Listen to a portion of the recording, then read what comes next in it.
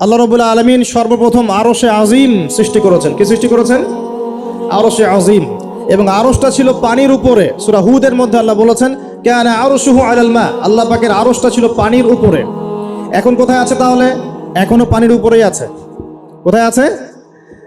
আচ্ছা, কুরসি এবং আরশের মাঝখানে একটা মহাসাগর আছে। কি আছে?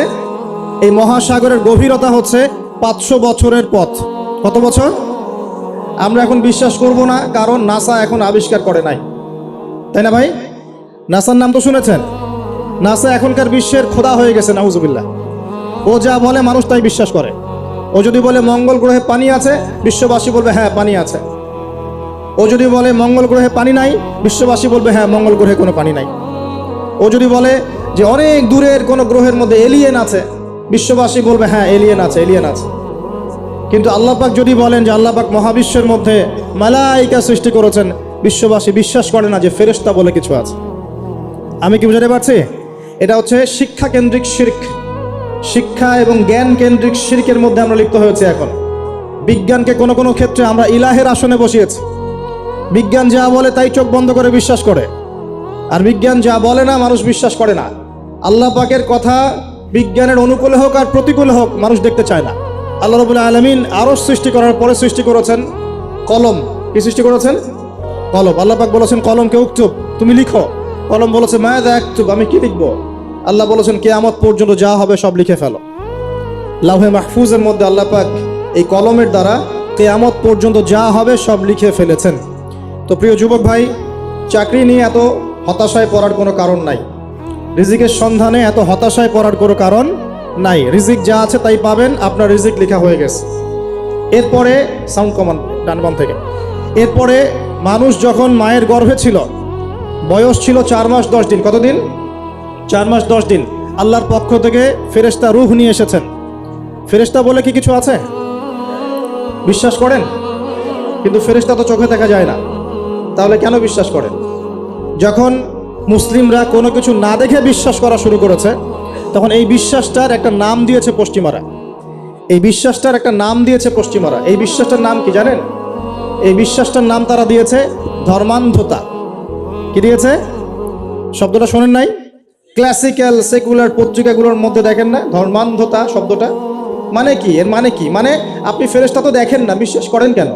তার মানে আপনি অন্ধ, তার মানে আপনি ধর্মান্ধ। বুঝতে পারছেন?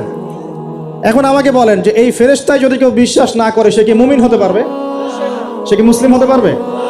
ইমানের যে 6টা পিলার, আল্লাহ বিশ্বাস, ফেরেশতা মণ্ডলীতে বিশ্বাস, আসমানি কিতাবে বিশ্বাস, নবী রসুলগণে বিশ্বাস, পরকালের জীবনে বিশ্বাস, আর ভাগ্যে বিশ্বাস, এই 6টার কোনোটাই কি দেখা যায়, ছোঁয়া যায়, উপলব্ধি করা যায়? কঠিন তরল বায়বীয় পরীক্ষা করা যায়, বা ল্যাবরেটরিতে গবেষণা করে পরীক্ষা করা যায়? তো যেহেতু আমরা এগুলো না দেখেই বিশ্বাস করি, এই কারণে পশ্চিমারা আমাদেরকে বলে তারা ধর্মান্ধ। এখন উত্তর কি হবে আপনার?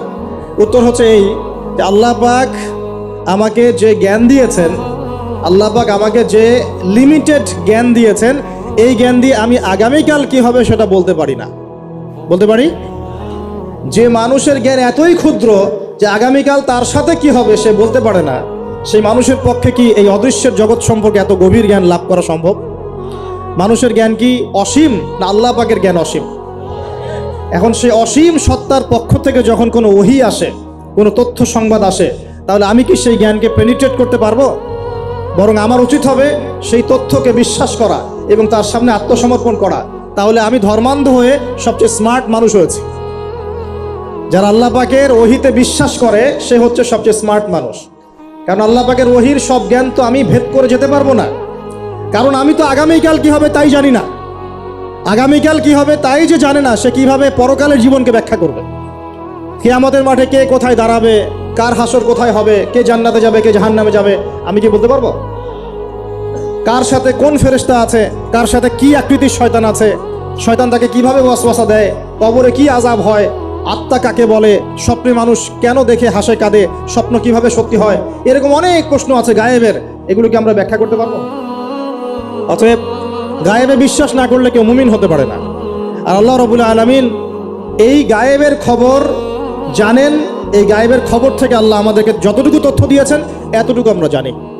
এর বেশি আমরা জানি আচ্ছা, মায়ের গর্ভে যখন সন্তান, তখন ফেরেশতা লিখে দিচ্ছেন এক, তার হায়াত কতটুকু হবে, ব্যাস লেখা হয়ে গেছে। লেখা হয়ে গেছে মানে যা হায়াত, যা অপচয় করেছেন তো করেছেনই। এখন সারা জীবন যদি মাথাটা ঠুকরে ঠুকরে কাঁদেন, তাও ওই অপচয়কৃত দিনগুলো ফিরে আসবে না। শিক্ষা নিবেন না এখান থেকে? 30 বছর চলে গেছে মানে 30 বছর আল্লাহর নাফরমানি করেছেন, সারা জীবন মাথা ঠুকরে কাঁদলেও ওই 30 বছর ফিরে আসবে না। আসবে যুবক ভাই? অতএব কি করা উচিত? ফিরে আসা উচিত নাকি এভাবেই চলতে থাকবে? লেখা হয়ে গেছে, বাড়বেও না কমবেও না। 2, রিজিক কি কি পাবেন, আপনার রিজিক সব লেখা হয়ে গেছে। এখন আপনারা কি রিজিকটাকে হালাল পথে চাচ্ছেন না হারাম পথে? যদি হালাল পথে চান ওই অ্যামাউন্ট অফ রিজিকই পাবেন, যদি হারাম পথে চান ওই রিজিকই পাবেন, এর বাইরে যাবে না রিজিক। যাবে?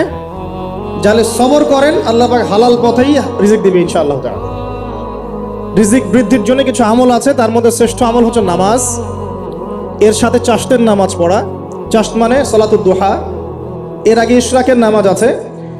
রিজিক বৃদ্ধির জন্য আত্মীয়তার সম্পর্ক বজায় রাখতে হয়, আত্মীয়তার সম্পর্ক বজায় রাখলে রিজিক প্রশস্ত হবে।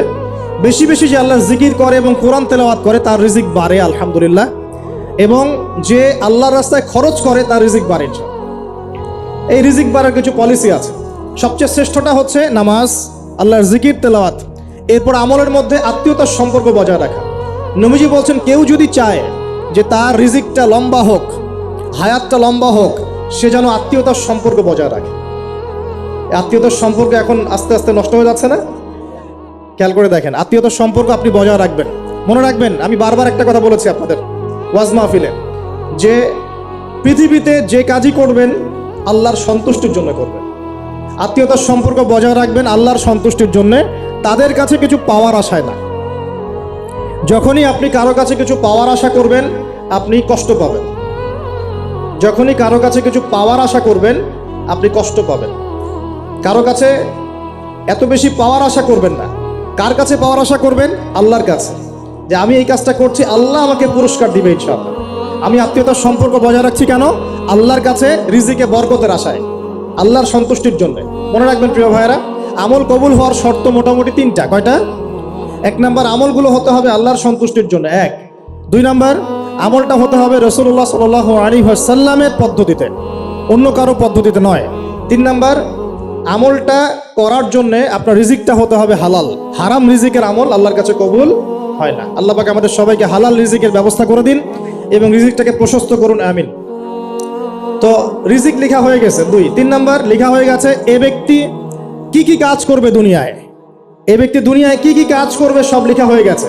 এখন যদি একটা চোর বলে যে আল্লাহ পাক আমার তাকদিরে লিখেছিলেন যে আমি চুরি করব, তাই আমি চুরি করেছি। এখন যদি একজন ধর্ষক বলে আল্লাহ আমার তাকদিরে লিখেছিল যে আমি ধর্ষণ করব, তাই ধর্ষণ করেছি। এখন যদি যারা এই জনগণের কিছু সম্পদ আত্মসাৎ করে খেয়ে ফেলছে তারা যদি বলে আল্লাহ তাকদিরে লিখছিলেন জন্যই দুর্নীতি করেছি, তাহলে কথাটা কি হবে? গ্রহণযোগ্য হবে? এখন যদি দলিল দেয় তাকদিরে তো লেখা ছিল। এই আকীদাটার নাম হচ্ছে জাবারিয়া আকীদা। কি আকীদা? জাবারিয়া। এমন একজন ব্যক্তি উমর রাদিয়াল্লাহু আনহুর দরবারে এসেছিল, চোর চুরি করেছে, ধরা পড়েছে। উমর রাদিয়াল্লাহু আনহু বলেছেন হাত কেটে ফেলো। তখন সে বলছে যে আমার হাত তো কাটা যাবে না। কেন? আল্লাহ পাক তাকদিরে লিখেছেন আমি চুরি করব, তাই চুরি করেছি। তো উমর রাদিয়াল্লাহু আনহুর সামনে এই কথাটা বলেছে। আর উমর রাদিয়াল্লাহু আনহু কি বিচক্ষণ মানুষ ছিলেন না বোকাশোকা ছিলেন? বলেন, তার মতো শাসক পাওয়া যাবে? তার মতো আরো একজন শাসক আসবে ইনশাআল্লাহ পৃথিবীতে। তার নাম কি? নবী ঈসা আলাইহিস সালাম ইনশাআল্লাহ তাআলা। এবং তার আগে আরো একজন ইমাম আসবেন। তার নাম কি? তার নাম হচ্ছে মুহাম্মদ। কি নাম? তার নাম মুহাম্মদ, তার উপাধি হচ্ছে মাহদি। কখন আসবেন? যখন পৃথিবীতে যুদ্ধ বিগ্রহ ছড়িয়ে পড়বে, ব্যাপক আকারে মালহামা চলবে, তখন আসবেন। কাদের পক্ষে আসবেন? মুসলিমদের পক্ষে। কি উদ্দেশ্যে আসবেন? সারা বিশ্বে জুলুম তুলে ফেলার জন্য। আল্লাহ রাব্বুল আলামিন 6 দিনে মহাবিশ্ব সৃষ্টি করে মহাবিশ্বের সব জায়গায় যার যার কাজ তাকে বুঝিয়ে দিলেন। কোন গ্রহ কি কাজ করবে, কোন সৌরজগৎ কেমন করে চলবে, দুনিয়া কিভাবে ঘুরবে, সূর্য কিভাবে উঠবে, চাঁদ কিভাবে আসবে, কোন মাখলুক কি কাজ করবে, ফেরেশতাদের কাজ কি হবে, ইত্যাদি ইত্যাদি। আল্লাহ পাক সমস্ত কাজ বুঝিয়ে দিলেন। সূরা আলিফ লাম মিম সেজদা, হামিম সেজদার মধ্যে আছে, পড়ে দেখবেন। আল্লাহ পাক পুরো মহাবিশ্বের দায়িত্ব বন্টন করে দিলেন। এবার আল্লাহ রাব্বুল আলামিন কি করলেন শোনেন। আল্লাহ রাব্বুল আলামিন বলছেন এই পুরো মাখলুক কায়নাত সৃষ্টি করার পর আল্লাহ পাক তার রহমতকে 100 ভাগে ভাগ করলেন। কত ভাগে? আল্লাহ পাকের দয়া, রহমত, ভালোবাসাকে 100 ভাগে ভাগ করলেন। ভাগ করে এক ভাগ, মাত্র এক ভাগ আল্লাহ পাক পুরো মহাবিশ্বে ছড়িয়ে দিলেন। বলেন সুবহানাল্লাহ। বাকি 99 ভাগ রহমত আল্লাহ পাক তার কাছে রাখলেন। এই এক ভাগ ভালোবাসার কারণেই এই যে সন্তান কান্না করলে মায়ের বুক ফেটে যায়, সন্তান অসুস্থ হলে বাবার বুক ফেটে যায়, যেই বাবা সহজে চোখের পানি কাউকে দেখায় না, সেই বাবা জায়নামাজে দাঁড়িয়ে চোখের পানি ছাড়তে থাকে। এই এক ভাগ রহমতের কারণে আমরা দেখি যে রাস্তার কুকুর পর্যন্ত তার বাচ্চাকে চাটে, আদর করে, মহব্বত করে। এই এক ভাগ রহমতের কারণে আমরা আমাদের স্ত্রীদেরকে মহব্বত করি, স্ত্রীকে সুখে রাখার জন্য জীবনটা পর্যন্ত বিলিয়ে দেয়। সকাল থেকে রাত পর্যন্ত কোনো কোনো ক্ষেত্রে হারাম পথে যেতেও দ্বিধা করি না, স্ত্রী সন্তান সুখে থাক এই আশায়, তাই না ভাই? এই এক ভাগ রহমতের কারণে গাভী দেখবেন, গাভী তার বাচ্চাকে প্রসবের পর চাটে, গাটা চেটে পরিষ্কার করে দেয়। এই এক ভাগ রহমতে পুরো কায়নাত টিকে আছে। আর নবী সাল্লাল্লাহু আলাইহি ওয়াসাল্লাম বলছেন বাকি 99% রহমত আল্লাহ পাক তার কাছে রেখেছেন। এই রহমত এবং ভালোবাসা দিয়ে আল্লাহ পাক কিয়ামতের মাঠে মানুষকে মাফ করবে ইনশাআল্লাহ। তার মানে বলেন আল্লাহু আকবার। তার মানে আমরা আশা করতে পারি ইনশাআল্লাহু তাআলা আমরা আল্লাহর জান্নাত পাবো ইনশাআল্লাহ। পাবো কি না? শুধু একটা কাজ যদি উম্মত করতে পারে জান্নাত পাবে। বলে দিব কোনটা? অনেক কাজই আছে কিন্তু স্পেশাল একটা কাজ, একটা। আল্লাহ রাব্বুল আলামিন মেরাজের রাতে তার নবীকে উঠিয়ে নিয়েছিলেন, উঠিয়ে নিয়ে কাছে নিয়ে আসছেন, একদম কাছে, আর যে আরশের কাছাকাছি। নবী সাল্লাল্লাহু আলাইহি ওয়াসাল্লাম বলছেন ওই সময় তার উপর 3টা স্পেশাল ওহী করা হয়েছে। কয়টা? 3টা। একটা হচ্ছে 50 ওয়াক্ত নামাজ। কত ওয়াক্ত? এটা কমতে কমতে কমতে কত ওয়াক্ত হয়েছে? 5। 5কেও কমানোর জন্য কোন নবী বলছিলেন? মুসা আলাইহিস সালাম বলছেন 5ও পারবে না, কমাই নিয়ে আসেন। 5ও যে পারবে না, মুসা আলাইহিস সালাম কেমন করে জানলেন? তার উম্মত 2 ওয়াক্ত নামাজ পড়ো। কয় ওয়াক্ত নামাজ ফরজ ছিল? ওই 2 ওয়াক্ত তারা আদায় করতে পারে নাই। এই অভিজ্ঞতা থেকে তিনি বলেছেন যে আপনার উম্মত 5 ওয়াক্ত পারবে না। সত্যি না মিথ্যা কথাটা? আসলেই কি উম্মত 5 ওয়াক্ত নামাজ পড়তে পারছে? আচ্ছা, যাই হোক, আল্লাহ পাক আমাদেরকে পড়ার তৌফিক দান করুন। দ্বিতীয় ওহী হচ্ছে সূরা বাকারার শেষের 3টা আয়াত। কয় আয়াত? সূরা বাকারার শেষের 3 আয়াত ওহী করেছেন কে? আল্লাহ রাব্বুল আলামিন। কোন ব্যক্তি যদি রাতের বেলা সূরা বাকারার শেষের 3টা আয়াত পড়ে সারা রাত ইবাদত করেন নাকি পাবে ইনশাআল্লাহ। আর 3 নাম্বারটা হচ্ছে স্পেশাল, সেটা হচ্ছে আল্লাহ পাক বলেছেন হে মুহাম্মদ সাল্লাল্লাহু আলাইহি ওয়াসাল্লাম, বলেন সাল্লাল্লাহু আলাইহি ওয়াসাল্লাম, তোমার উম্মতের কোনো ব্যক্তি যদি আসমান জমিনের সমান গুনাহ নিয়ে আমার সামনে দাঁড়ায়, আসমান জমিন সমান গুনাহ নিয়ে আমার সামনে দাঁড়ায়, কিন্তু আমার সাথে শিরকের পাপ নাই, আমার সাথে কোনো শিরকের পাপ করে নাই, ইনশাআল্লাহ আমি আল্লাহ তার সামনে আসমান জমিন সমান ক্ষমা নিয়ে হাজির হব ইনশাআল্লাহ। তার মানে আমরা যদি ইনশাআল্লাহ তাআলা শিরকের পাপ থেকে দূরে থাকতে পারি, ইনশাআল্লাহ আশা করা যায় আমরা আল্লাহর সন্তুষ্টি পাবো ইনশাআল্লাহ। এরপর আল্লাহ রাব্বুল